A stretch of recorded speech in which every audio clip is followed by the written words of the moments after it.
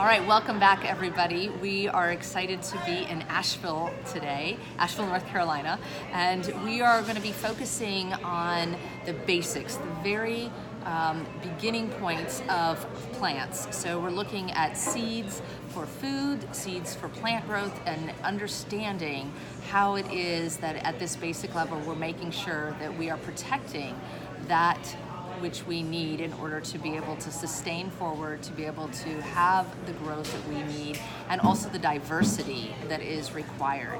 And so I'm joined today by an expert in this area, and he's going to tell us, why don't you go ahead and just introduce yourself and the programs that you work with first. Yeah, so my name's Chris Smith, and I work for a local seed company in Asheville, North Carolina called So True Seed.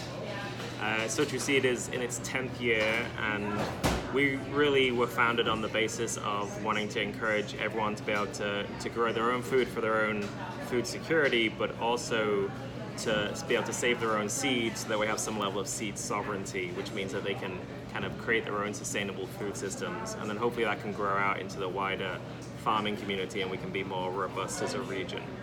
And then So True Seed, based on some work I did for an okra project that I was working on last year, allowed me to create a non-profit called the Utopian Seed Project. And it's really taking that idea of seed saving and exploring diversity within our food culture and farming culture to the next level. So we're doing a whole bunch of different crop diversity trials, and then really trying to get excited about eating that food and sharing that food and saving that seed to be able to do it year on year on year on year. So that's kind of what we're up to. So talk to us about what is seed sovereignty. What does that actually mean? Yeah, when we talk about seed sovereignty, the real nub of the issue is we believe that if I were to give you a seed and you were to grow that seed, then you should have, one, the legal rights, but also the knowledge and the skills to be able to grow that food, save the seed from that food that you've grown, and plant it the next year to grow more food. We should have control or sovereignty over our own seed and therefore ability to grow food. If somebody else owns the rights to that seed, or we are robbed or not informed of that knowledge that we need to grow that food, then we don't have seed sovereignty, and our whole food system is a little bit less sustainable. So is it from a legal perspective then? There are legal issues that are continuing to crop up. So there's some seeds. It's now okay in this country, and this is kind of like a whole side conversation. It's okay to patent certain traits of certain crops, like the purpleness of carrots. You can patent that trait, which means if myself, as somebody trying to create an awesome new Western North Carolina carrot, I could get sued if I use that trait in my seed production.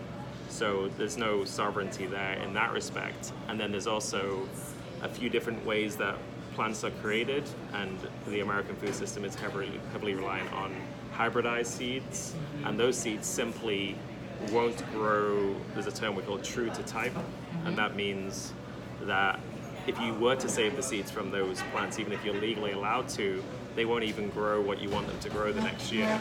You'll get a mixed up genetic batch of crops.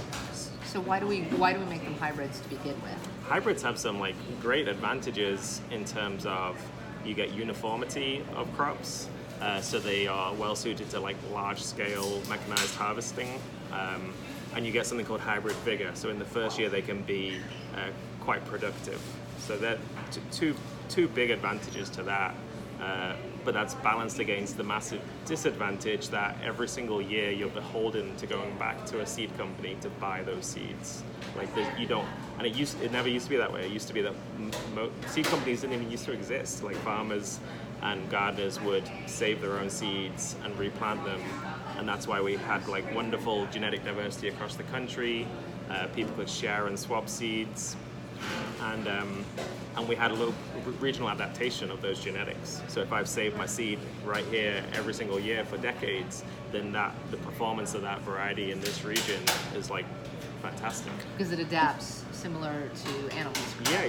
Yeah. Every single season you're getting like genetic adaptation to that region or that climate or those soils, or even to my personalized taste of flavor or texture or whatever, or color, whatever it may be for any crop type. We're having some real like benefits to having a smaller scale regionalized food system.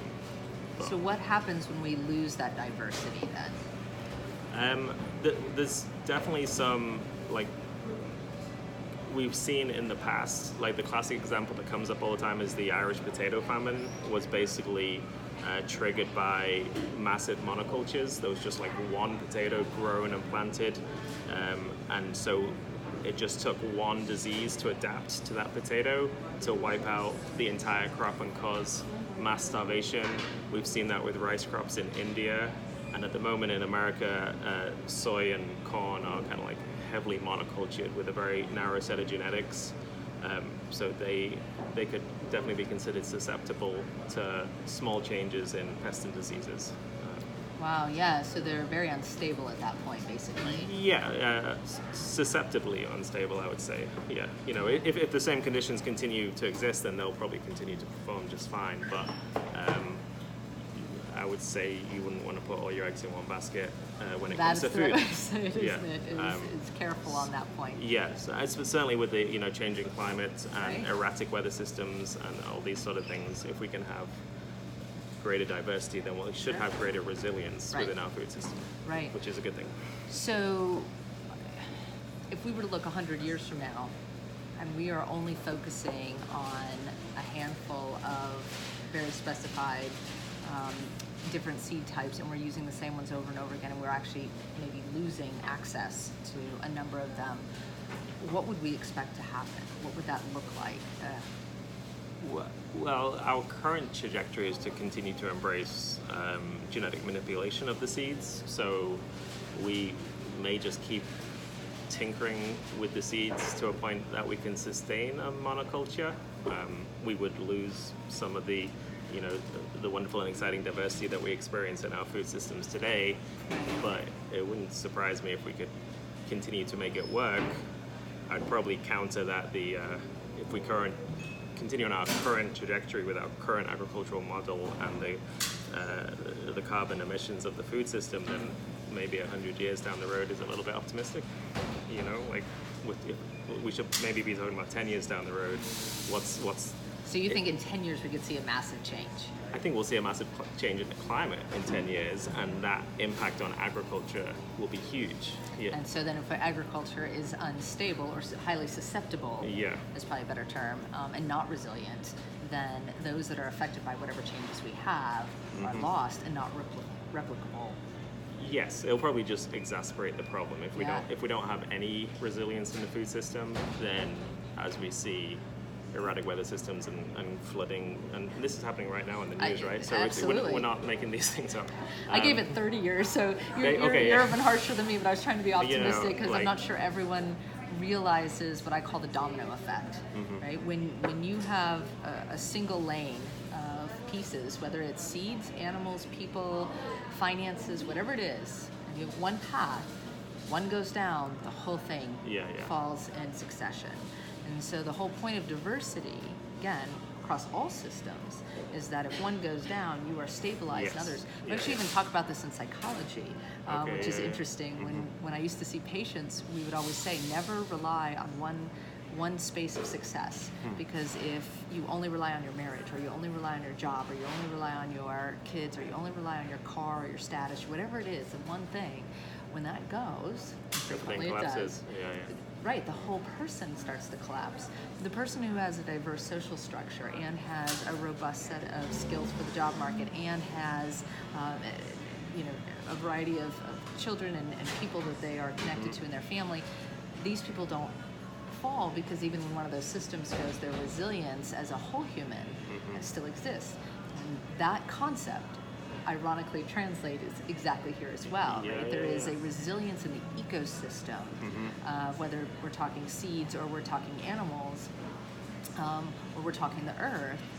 We have to make sure that we maintain those multiple pathway options. Yes, then that puts it really well. That, like, even within agriculture, we should be looking at not just different crop types within annual agriculture, but like we should be exploring perennial agriculture and tree crops and nut crops and all the other systems that can like support like strength and diversity is really what it's all about, and definitely true of seed genetics. So how many people like you are there? Well, this is Asheville, so we're maybe in a bit of a bubble where there's a lot of people doing great things in Asheville to try and like build up this local system, but it's the larger scale food systems that like I'm not currently connected into, but we have to be real that currently everyone is eating based on those food systems. I'm eating based on those food systems. Like I'm doing my best to grow as much food as I can and to support local farmers, but nothing in the greater structure supports that. So even when you look at funding within agriculture, none of that funding goes towards supporting organic crop research or regenerative agriculture, or if it does go there, it's this tiny slither of the pie, and it all goes towards corn subsidies for massive scale production. So if a little bit of that money could be redirected towards exploring regenerative systems, then we might have a little more hope to start changing the systems to support local areas and then have more people eating food from better sources. Yeah, I think what often happens, and so we see this at the federal level, right? When we give grants or we give contracts, we are looking at that large scale. But large scale tends to be measured in quantity, so that people can say, we made sure X amount of food was made today. It's very reactive, and it is momentary, partly because of the way the system is set up, right? People move through every 4 to 8 years. They have to show that they hit several wickets, but what it's not is proactive, recognizing down the line, simply providing food today is not actually going to sustain us long term, right? That regenerative piece and making sure that the research is being funded in those areas. There are places where funding is occurring, and again, this is actually writ large across government, but to your point, it's in very minuscule spaces and it is not connected. And what that means is, so in the military, oftentimes we have to propose why it is that we're doing research. And I used to say, you always had to translate it to the bigger goal. So we had one guy, it was amazing, he was a Marine drill sergeant, and then he went and got his PhD in neuroscience. So he didn't mess around. And he didn't like it when someone would come in and tell their little tiny, this is the piece I'm working on. Because he said, ultimately, this is Marine Corps money. I need to know what it is you're building. What he wanted you to do is say, we have a rain problem, and we need to keep our Marines dry. So we need an umbrella, but we need to have a tarp, and we need spokes, and we need a handle, and I'm gonna work on the handle part. That's why my research matters. It's that connection of that whole story and recognizing ultimately what it is that we're going to achieve. We as scientists oftentimes don't present well enough to understand that, but in government they also don't ask for it clearly. For sure. Yeah. So if we can close that, what we call the research practice gap, then we can help clarify this is the problem that's coming. Recognizing, hey, without diversity of food, we put ourselves in a very risky scenario, and one that frankly, predictably, at least a portion is going to fail. What we can do to deal with it are things like this and say, when we need to be looking at those seeds, here's where that funding would make sense, because when we connect those across multiple funding decisions, now we're setting ourselves up for a proactive answer. Sure, yeah, that would work.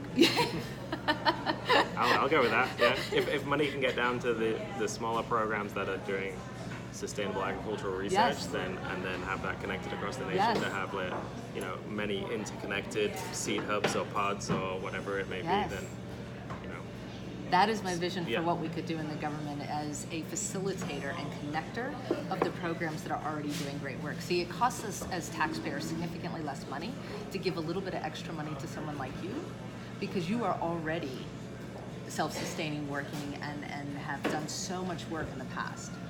When we find someone else like you and you can share information, everybody wins. The taxpayer pays very little money, but the information is shared across and multiplied. And then, of course, you get diversity of people with ideas, too.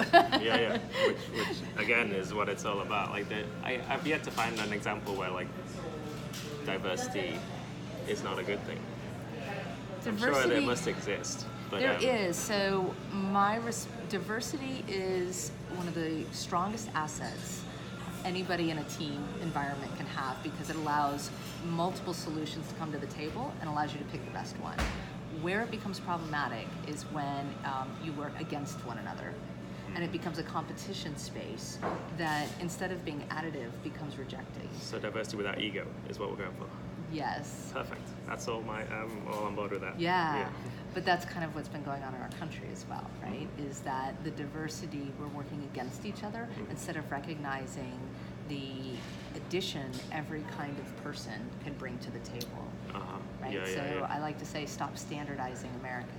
And start optimizing all of our capabilities, interests. And if we're all seen as assets to a team, wow, what a strong team we have. For sure, But when it's the case that we're all competing for a singular outcome, well then you end up actually having a degradation. So that's where it becomes problematic. Yeah, I see that. Yeah. So it's not necessarily the diversity in itself, it's more the actions behind the diversity is what needs to be better managed. Yeah. Well, I often say, weapons can be used for defense or to cause harm. It's just a matter of who's using them. Well, same concept holds true for just about anything. For sure. Right? So diversity can be an incredible asset, or it can allow you to break down. And it's a matter of how you use it. So when we use it to our advantage, then we get resilience. We get better solutions. We get the best ideas, but we also get in seeds. We then, I'm assuming, get the best crops as well. There's certainly the potential for the best crops.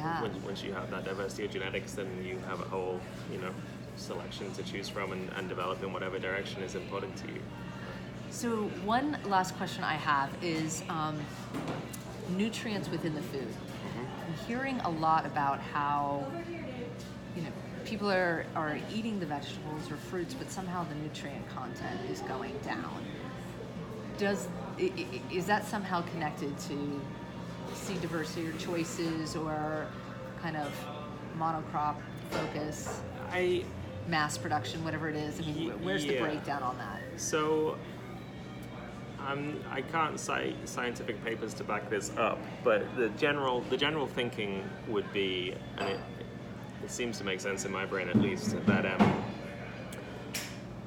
when we make certain selection or breeding criteria to develop seed varieties, if our decisions are based on maximize profit or storability or shippability or the shape of the carrot so it can get more in the box, and those kind of or how beautiful they are, or that would be a great decision, because colors are good for nutrition, but there's a lot of decisions that are made that kind of are not focused on nutrition or flavor and taste and those kind of things. And so if your breeding focuses purely on that, and when you read some of these academic papers about breeding projects, you don't often see nutrition in there as one of their breeding goals. That's not what they're all about.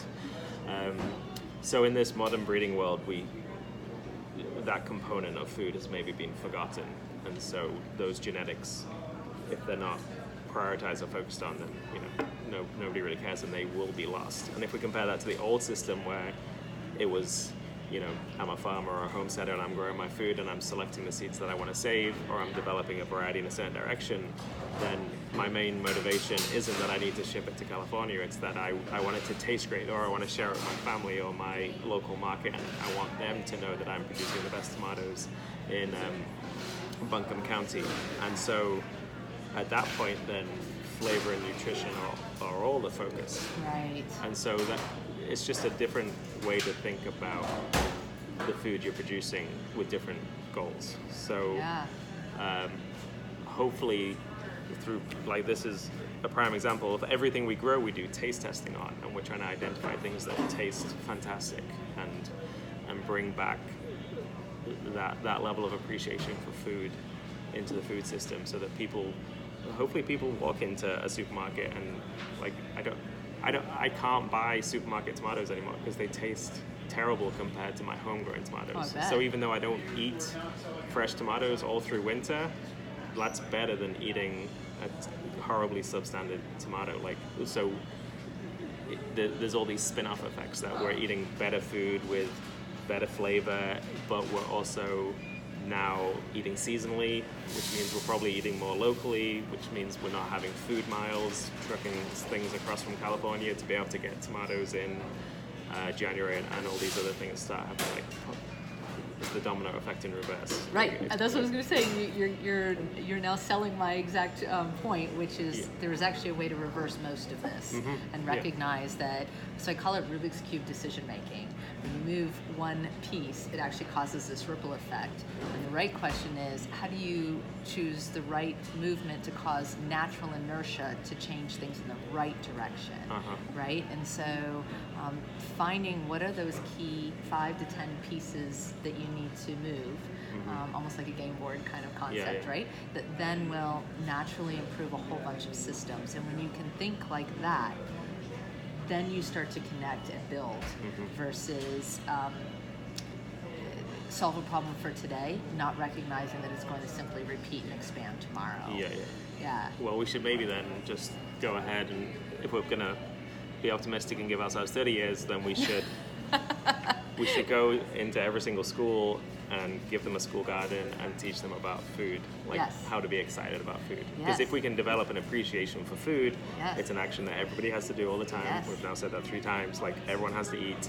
And if everyone has to eat and they want to eat good food, then it pushes them towards like requiring a system. And if we're going to do demand-led type change, then we have a whole bunch of kids that want to eat good food, then they're not going to get it from large-scale monocultured agriculture. Yes, so you actually change the cultural system at that point. Which is what we need. But I think we need it quicker than that.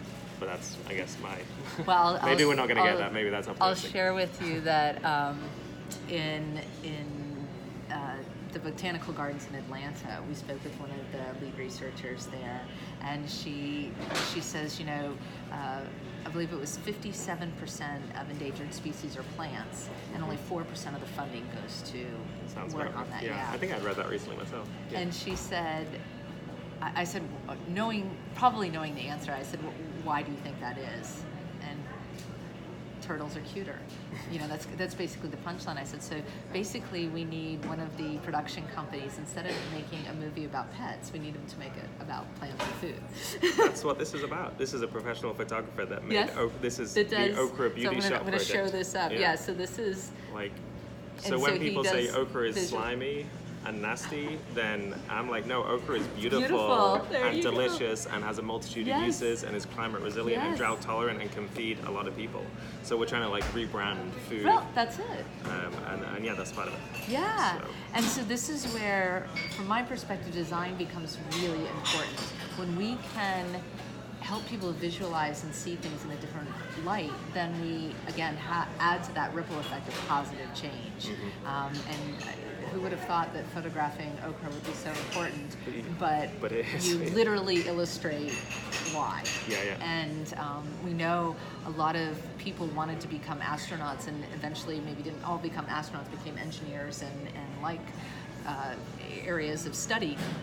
Why? Because of Star Wars, right? So how do we capitalize on some of those out-of-the-box innovative approaches that maybe don't seem like directly informative, such as it's probably in our minds better to give someone data and education, but maybe actually it's better to have them excited about food. I would agree. I've read so many, in researching my okra book, I read a lot of university academic research papers on okra, and there was incredible information in those, really amazing information that nobody ever talks about. So I'm like, what is the point in writing this incredible information if nobody reads it or cares about it? Well, we get very excited about those research papers. Well, that's great. Okay, so we can... It's preaching to the choir, unfortunately. But we've got a lot of people out there that should be getting excited about that information too. So we need to break down some of those boundaries and celebrate food, right? And what a great way to finish it. Thank you so much. This is amazing.